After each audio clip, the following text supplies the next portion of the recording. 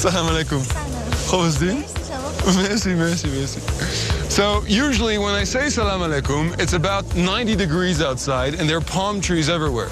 But we're here in Iran, and this place is just chock full of contradictions.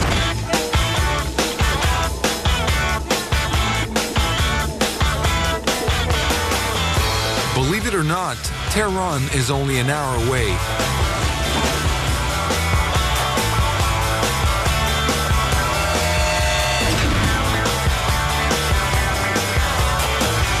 Aren't you supposed to wear a veil here when you... No, we're not supposed to wear those things here, no. Because there's no one here to tell us you have to wear these things. Oh, okay. Well, that's pretty cool. Yeah. So this is like a freedom zone here. Yes, here. But just here. Just not here. In the country. Not in the country. Okay, okay.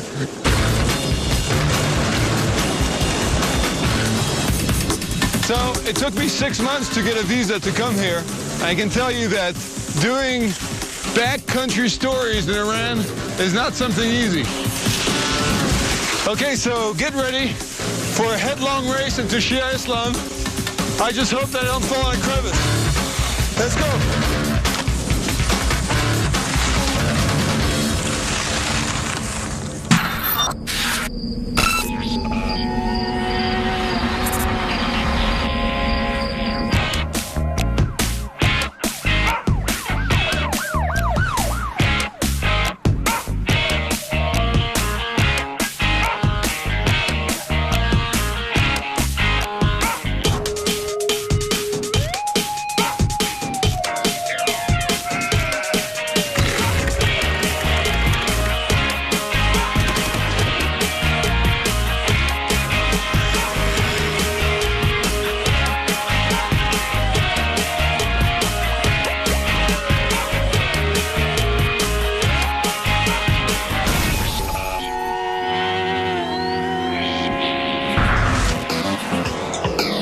Welcome to Iran.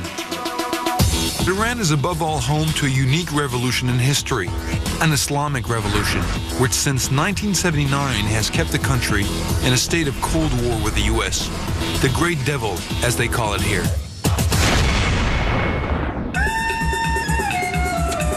Okay, before we start our journey, 3 things you need to know about Iran. First, Iranians are not Arabs, but Persians.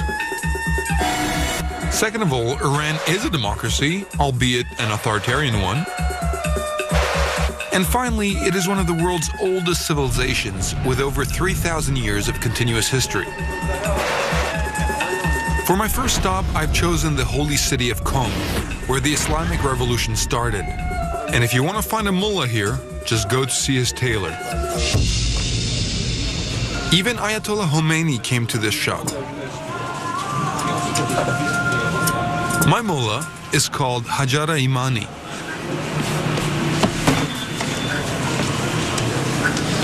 Your shoulders are too low. How long have you had this one for? Yeah, well, I've had this one for 22 years. And this mullah has quite an eye for fashion, because he often represents Iran overseas.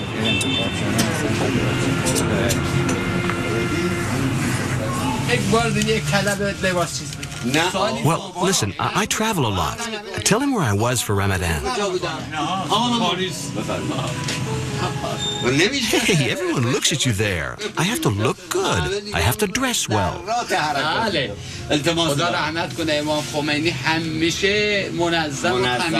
Well, it's true. He should know.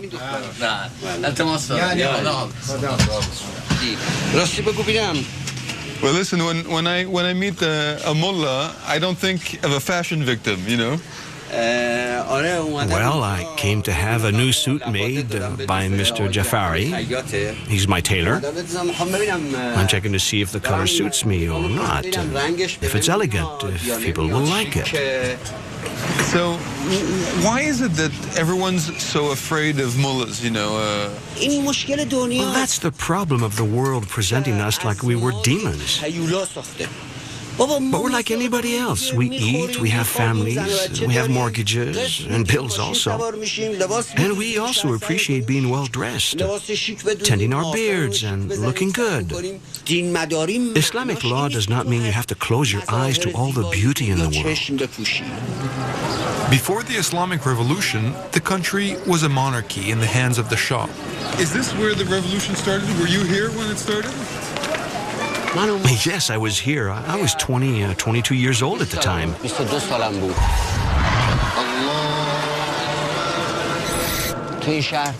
I was studying scripture in this city. Mullahs had no power in Iran then. And suddenly, a movement started in this city. People saw the Shah's regime crumble all of a sudden.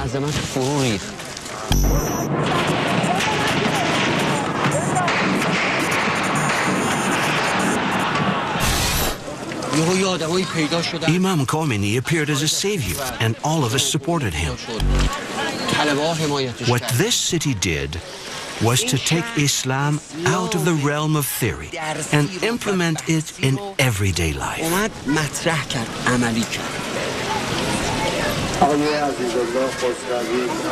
And so the young people today in Iran are very different than the young people for the revolution, no? Yes, young people today, they want to work, to have fun. They want a more comfortable life, and of course they want to get married. Well, we've already begun to give them a lot, but there remains a lot to be done.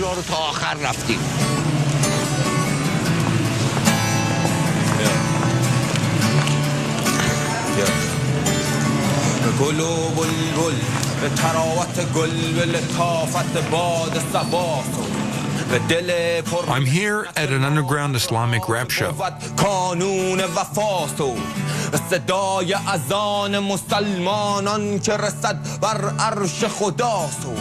به دل بشکسته زندانی که نرفته به راه خطاست و به حقیقت دین به کتاب مبین به کلام متین. Surprise, surprise. The rapper's dad is none other than my well-dressed mullah friend. صبح و سحر دگری دارد دریای امید مسلمانان در کام صدف گوهری دارد به حقیقت دین که پیامبر ما در مهد بقا پسری دارد.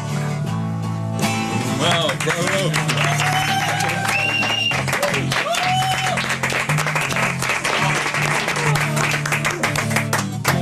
Your father is a mullah, and you are a rapper. I mean, I couldn't think of two things. It's like, what happened?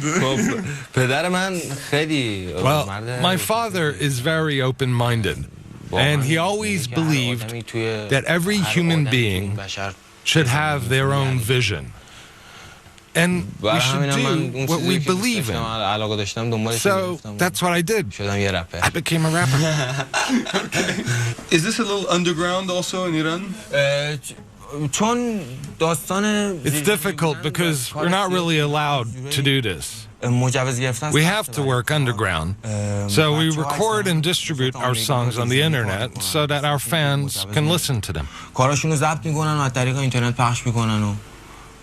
So, I mean, this is rap music, and it's obviously, you know, American. So, isn't Iran against? I mean, aren't the two countries in opposition? Is that something new here in Iran, or what? Well, I really don't think it's a good idea to ban rap in Iran. Well, as the Quran says, man is attracted to forbidden things.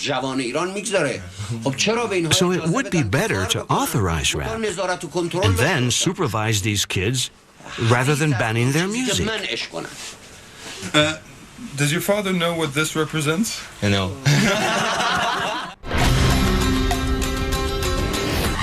I love pedal boat. So the Yellow Duck Express has just arrived in Isfahan, one of the country's biggest cities.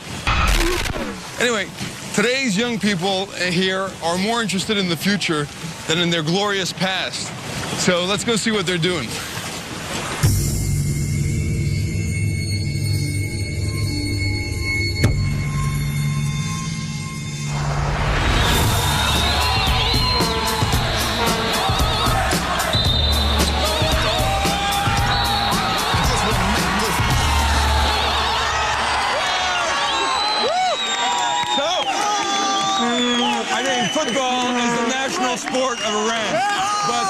their true love is basketball.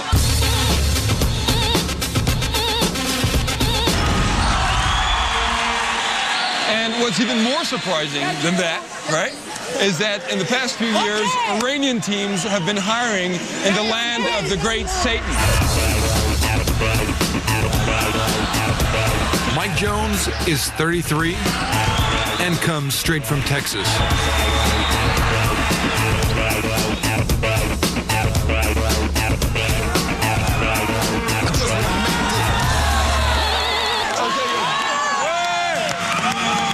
And so now in Iran, you've got about 20 American players that are in Iranian teams. I mean, it's almost unimaginable.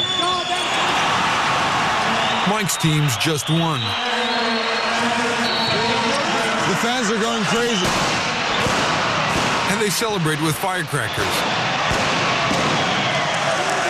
So congratulations again, man. Hey, good job. So listen, it's amazing that you are here in Iran. I mean, a Texan in Iran, right? It's a great opportunity. You know, basketball is international, so I mean, there's good players everywhere. So I'm just happy to be a part of this situation right now. Of course. So you bring like what, the experience, right? Something into I think the oldest guy is 23, right? Yeah, and I'm 33, so it's like a big age difference. But you know, a lot of the guys are real nice. They speak pretty good English, so it's not that bad. Yeah. What did you learn being in Iran, basically? Just the sense of history, like the whole appreciating the little things that they do here. I think in the West, we really don't appreciate the real little things, you know, and so that's what I want to bring back to my family and to my friends. We take a lot of stuff for granted in the States, you know what I mean, and we can also have a simple life like they live here. It's very simple and it's very rewarding, I think.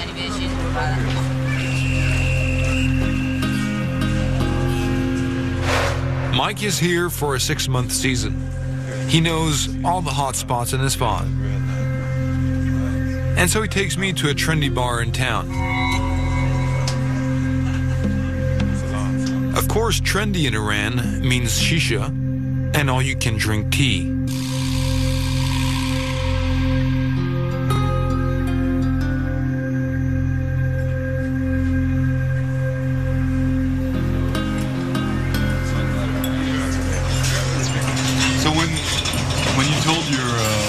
Your family that you were coming to Iran, how did they react? Well, initially, you know, my mother was, you know, a little nervous. You know, all moms are. And, you know, I told her I spoke to one of my friends who played here the year before. And he said it was a great situation. You know, the people here, the Persian people are very friendly, man. How many Americans can say that they've been to Iran? I mean, not too many.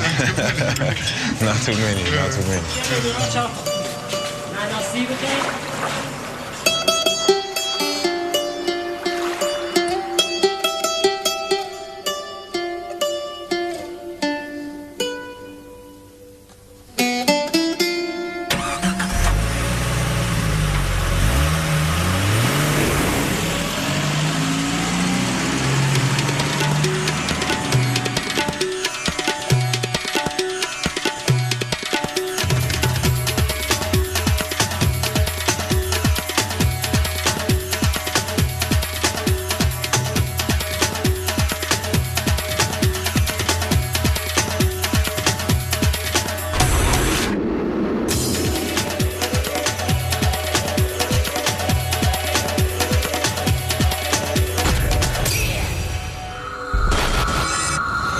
So it's 6 a.m. local time. It's freezing. But I must say what's amazing about this place is that you feel like you're in the far west or something.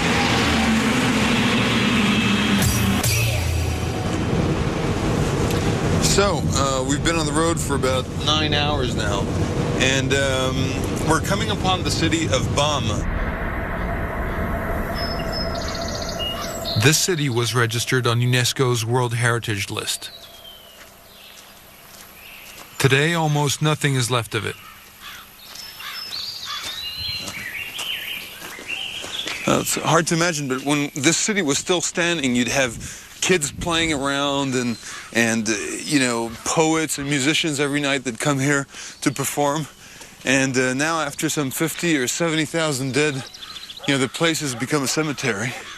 And so they're trying to rebuild it, but I don't think that anything's going to come from it anytime soon.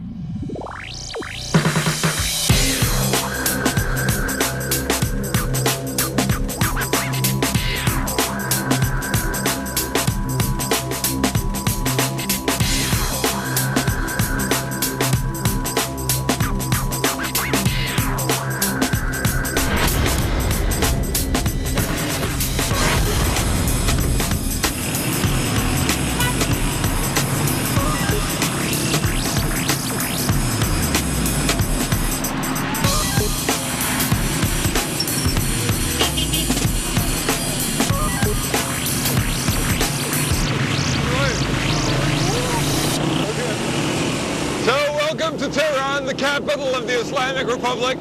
It's a huge city with 12 million people living here, but it's especially the world capital.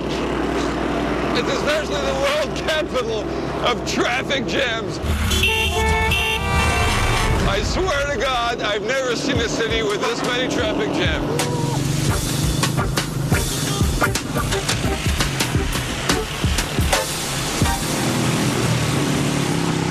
So the thing is that if you're a woman in Tehran, to get around in this crazy traffic, you either have to drive yourself or you can order a special taxi, a woman's taxi. So there's about 700 of these cabs now. They've been in existence for about 2.5 years. The business is booming, and I'm going to find out why.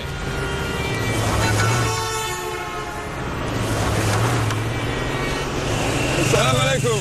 Salam alaikum.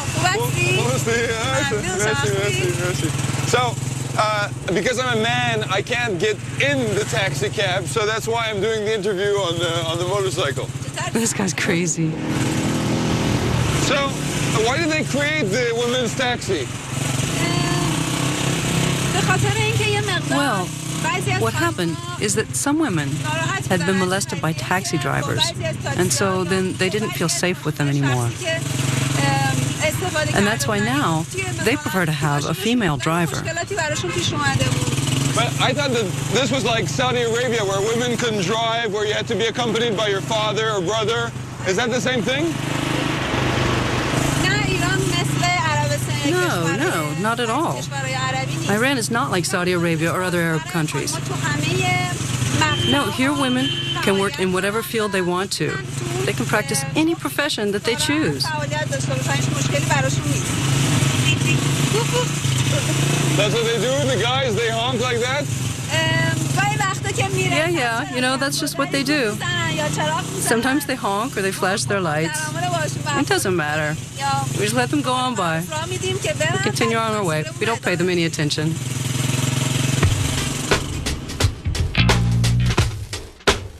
After work, the female cabbies meet for night school.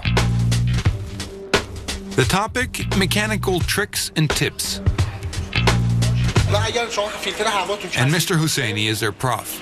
You see, if your air filter is worn out, that may cause an imbalance in the air system and provoke an increase in gas consumption. That's why I suggest that you change the filter every time you change the oil. So when they told you, okay, you're going to teach, mechanics to women, honestly, what did you think? Well, when they told me on the first day, I was scared. I thought, oh my God, if we have to train the girls, it will take forever for them to learn it all.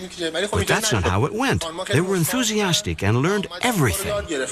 So what did your husbands or boyfriends say when you said, oh, I'm going to be driving a taxi and being my own boss and everything? When they offered me the job, I was really happy. And my husband had no problem with it. On the contrary, he completely agreed that it was a good idea. So, for example, now if I come home around midnight, or even later, he doesn't ask me where I was. He doesn't worry. It doesn't bother him, because he knows I'm working and that I'm safe.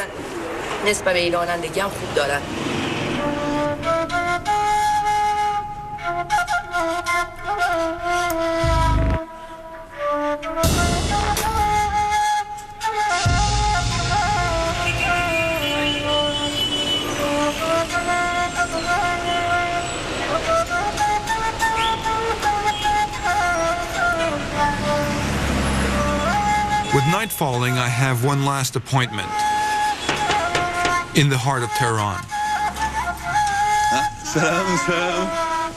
I know this looks fishy, but it's not what you think. Merci, merci. Ah ouais.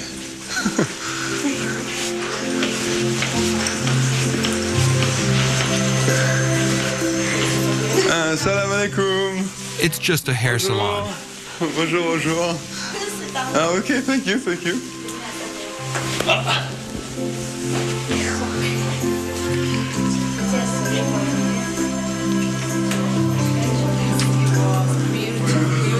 Very nice. Thank you.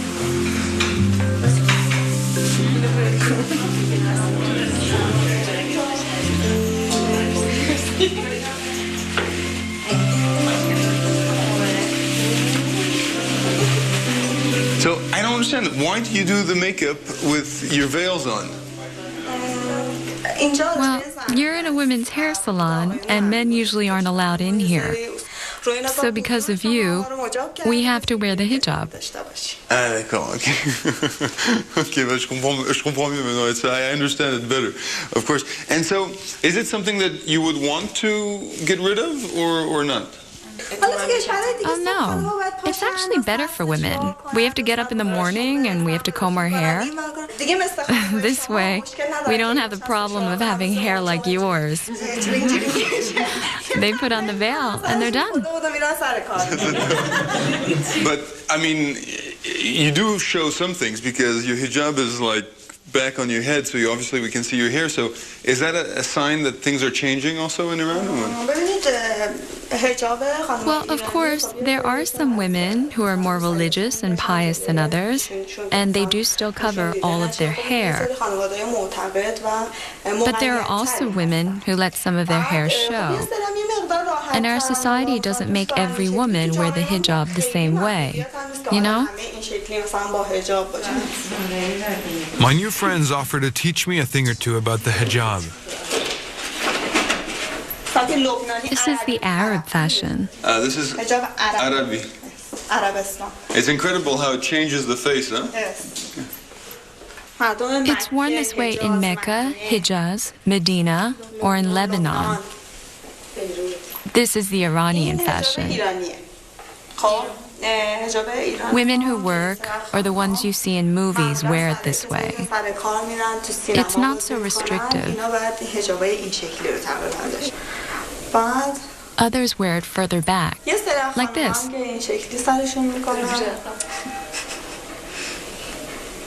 This is starting to look different, huh? Yeah. It's for normal women in their 30s. The last way to wear it is even further back, with the bangs in the front, like this. That's more for young girls who are 17 or 18, like us. Okay. Thanks for the hijab class. I hope you wear the hijab now. Okay. Thank you. I've got backstage passes to one of the most exciting events in Tehran right now. It's not really American Idol, it's Quran Idol. It's one of the biggest events right now. It's the second annual reading of the Quran, and you've got 30 nations that are represented here. The first contestant is Ali from Turkmenistan.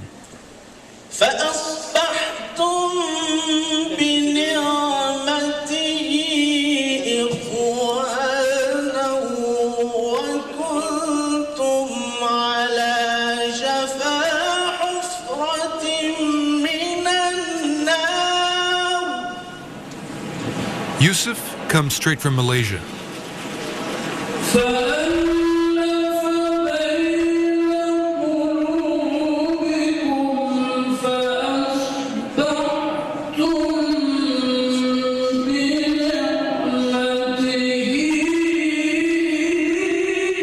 And everyone's favorite is Saeed, the Iranian.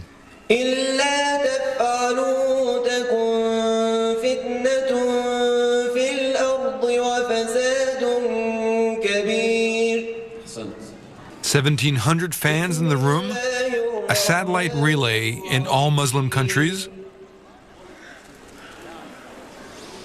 Obviously, women on one side, men on the other. Whites, Asians, blacks, all in all, 30 countries represented. So the guy you see on the screen there is one of the members of the jury, which is in another room, not to be influenced by the public.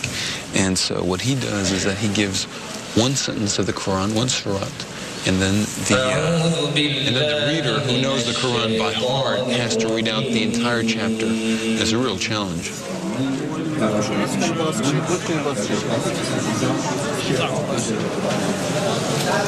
So it's not an ad break, it's a prayer break.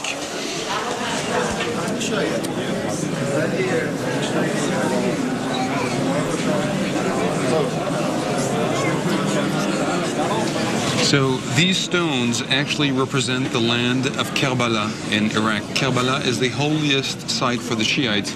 And so as you see here, everyone's praying. They put this on the ground and they bow their head to it to touch it. It's a symbol of the holiest place for the Shiites. It's a specialty also of them. The break is also an opportunity for the fans to meet their idol. And of course, Saeed the Iranian is in the spotlight. Assalamu alaikum. So it must be a lot of pressure, no, to be the only Iranian international conference and you have to win. How do? Of course there's pressure. Imagine, I'm Iranian and the competition takes place here in Iran, in my country. But with the help of God, all will be well. So how much training do you need to be as good as you are? Well, you see, in high school, it took me 3 years to learn all of the Quran by heart with my teachers, of course. Okay, so good luck, and I wish you the best. Okay, thank you. Okay, thank you. Go Iran. Okay, so I had to squeeze all the credit out of these backstage passes to have access to this place, the judge's lair. Yes.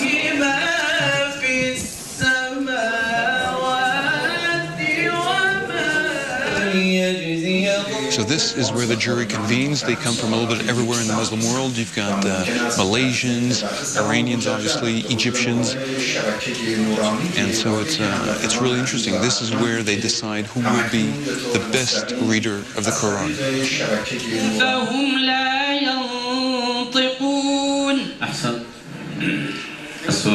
What do you look for as a juror? The lips, what is the qualification for the best reading? Well, the first thing to look for is obviously the correct pronunciation of the surahs. Not to make a mistake in the quote. The tone and the rhythm of the voice are also essential. The strength, volume, and musicality of the voice are also taken into consideration. And of course, there are many other criteria that the judges concentrate on. Okay. And one last thing, can you give me a little clue as to who would be the best guy so far, the best reader? We have to deliberate first. But I think the first prize will go either to the Iranian candidate, the Indonesian one, or the Moroccan. And the winner is? The first prize in Quran recitation is awarded to Mr. Sahid Husseini of the Iranian Islamic Republic. He won! تعلق میگیرد به دانشجوی عزیز قرآنی جناب آقای جنیدین ادروس از کشور. Congratulations. So what did you win? I won 40 gold coins worth $8,000. Can we see that? Oh, wow. The Quran now has its new idol.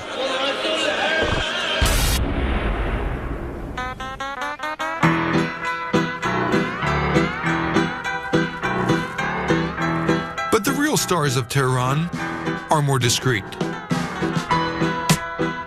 They can be found here in the city's Museum of Contemporary Art. It was built by the Shah in the 1970s. But since then, it displays mostly Iranian artists.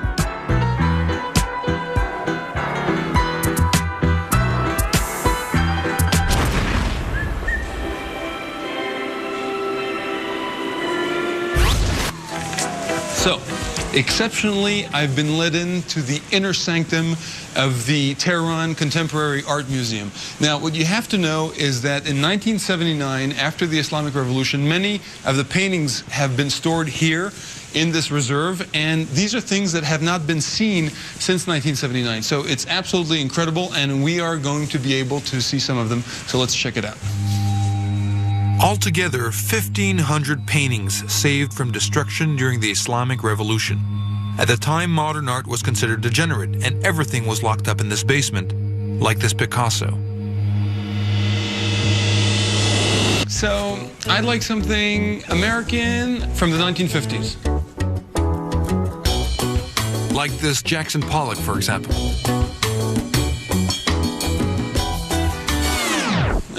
No, I don't like that one.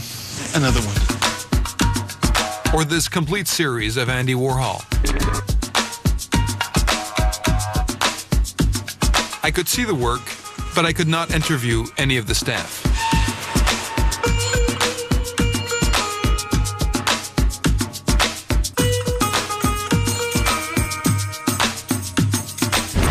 So, I would like something with more colors and more graphic. Ask and you shall receive. Entire walls of Roy Lichtenstein.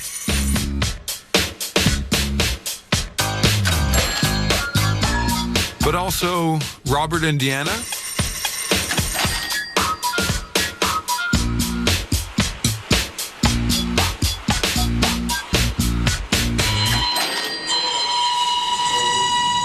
Yeah, but now I'd like something with less color and less graphic. So here's a Motherwell. And how about this Monet and Magritte that are just hanging around?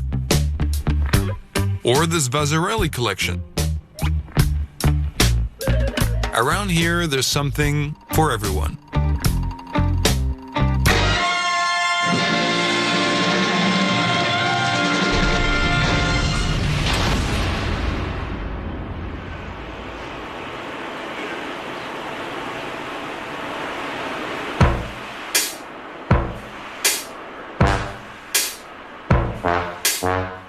Another surprise in Tehran is this address I was given. It belongs to an antiques dealer. I thought in Iran he and his kind were in hiding like the Warhols or Vasarelys. Apparently not.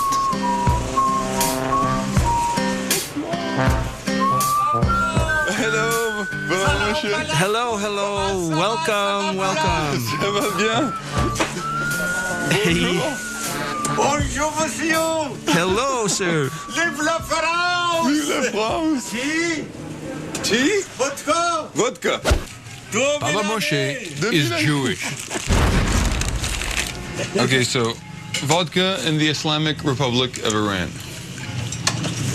Vodka. Okay. Or Jewish, okay. Jewish, no problem? Chin chin. L'chaim. L'chaim. So you make it? Quiche meat. Yes, it's homemade from grapes. La maison. Dans la maison. très joli. So we've got alcohol and naked women. Clearly, this is a different place than Tehran. Is it easy to be Jewish here? Yes, it's very nice here. They let us be. All the rest is just lies. Here we have fun with Muslims.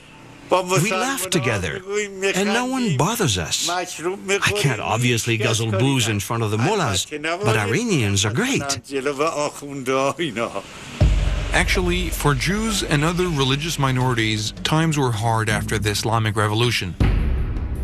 But today, the situation has gotten better. Is there a synagogue here in Tehran? Yes, there are 25 synagogues in Tehran. 25 synagogue Jewish in here? Can I go to a synagogue? Picture. Now I can go to synagogue.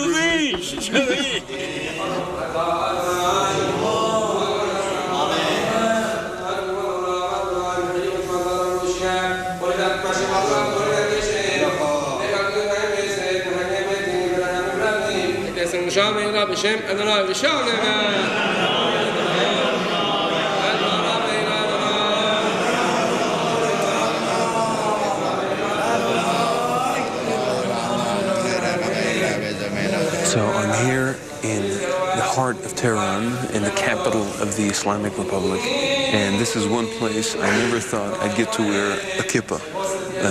I'm in one of the biggest synagogues of the city, and it's true that it's hard to imagine that there's a Jewish community in a country where the president says that he wants to destroy Israel. I've been invited here by Siamak Mercede, one of the pillars of the Jewish community.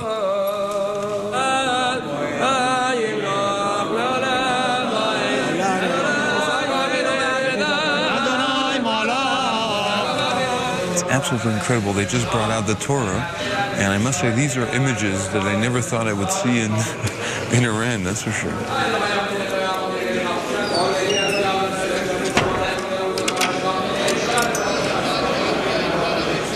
This is really incredible to meet an Iranian Jew. I never thought I would.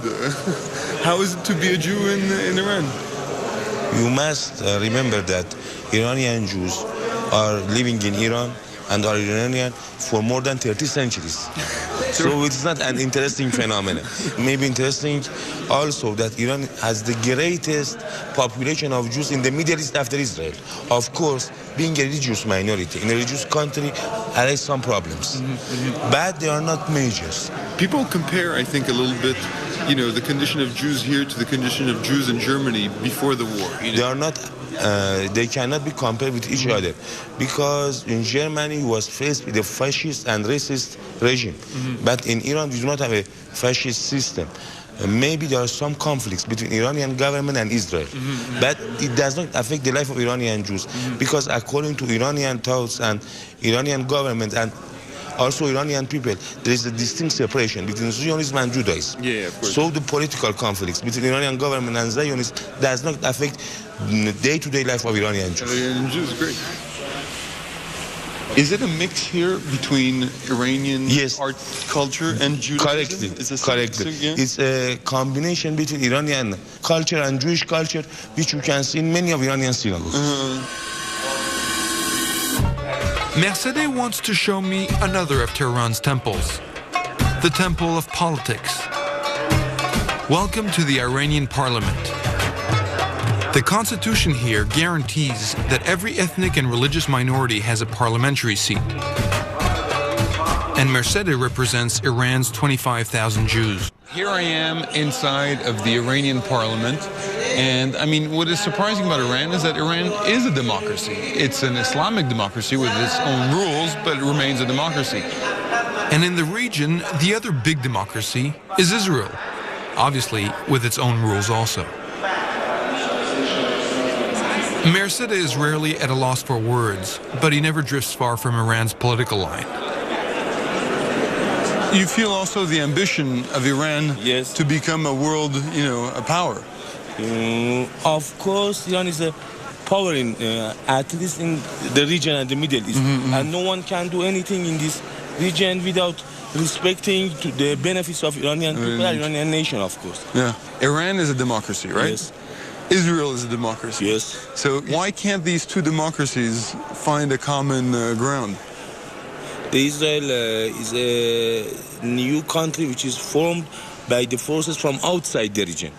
But Iran is an old country with history roots many years ago. So this cannot be compared with each other. Of course, in Israel you say that many different people are victims of homicide and victims of intolerance and victims of obligation. You mean the Palestinians? Yes. Yes, yes. I think it's the first time in my life that I hear a Jew criticizing Israel. It's not the first time. I think you must change your idea.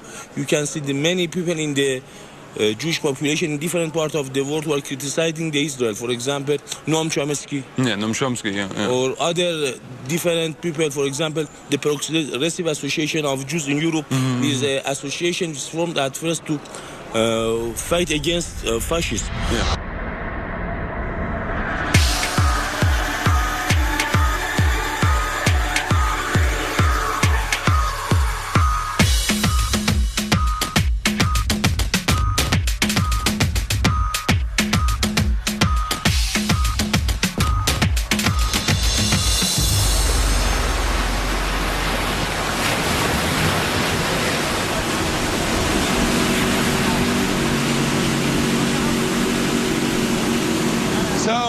It's absolutely beautiful here. We're on the Caspian Sea in northern Iran. It doesn't look like it, but there's a war going on right now. It's a war that generates millions of dollars in contraband, and that contraband is not opium, it's caviar. Lots of it. It's the caviar war.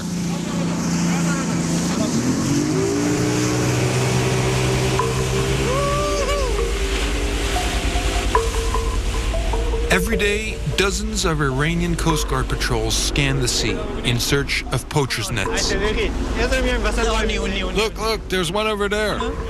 Each year, thousands of illegally caught sturgeons end up in these nets.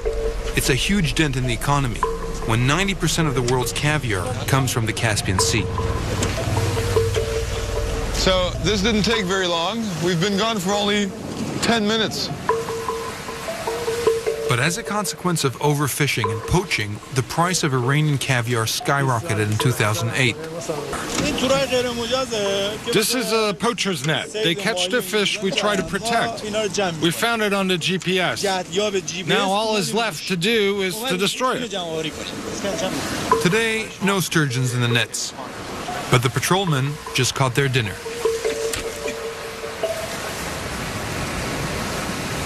From what I know, Iranian caviar is the best in the world. I was actually told that it is the best of the 4 countries surrounding the Caspian Sea.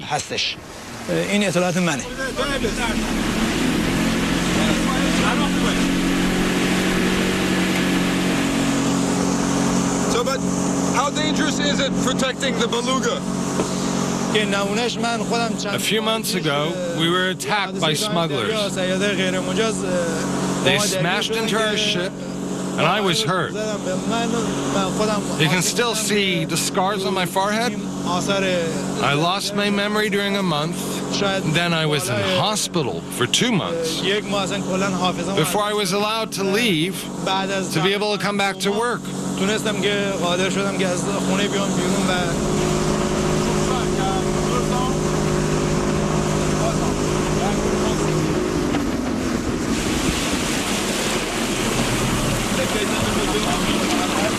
Do you eat caviar like regularly or what? To be honest with you, in the 25 years I've been doing this job, I only ate some once. It was 10 years ago. I bought a 200-gram box, and it was the only time I've had it. And ever since, you know, it's too expensive. We can't afford it with our salaries. Well,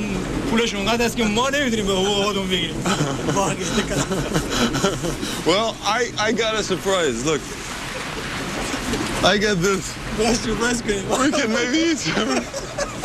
No. Actually, I'm joking. I only have this. Well, if it had been the big box, that would have been at least several years' salary for all of us. Put like that. Black gold. Is this the first time? Yeah. Well, yes, I never had any. Iranian caviar is really good. Here you go. Caviar party on the Caspian. Woo! So this is the end of the road of our trip through Iran. I must say it's a nice end of the road. So anyway, see you another time somewhere else on the planet. And we're just gonna finish this off here because it's gonna go to waste. I don't understand a word you're saying.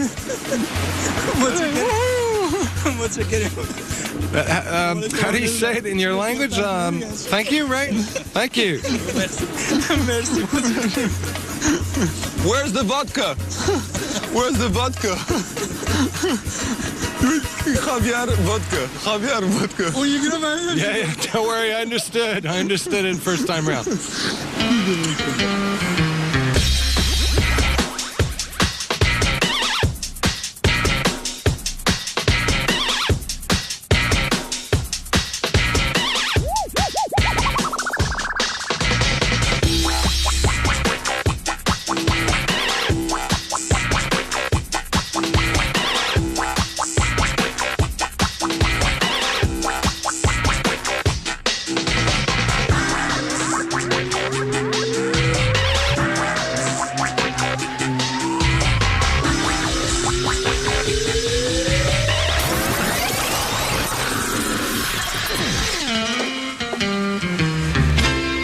آخرین شام حضرت عیسی این 800 سالشه ای چند رگه بزنم برات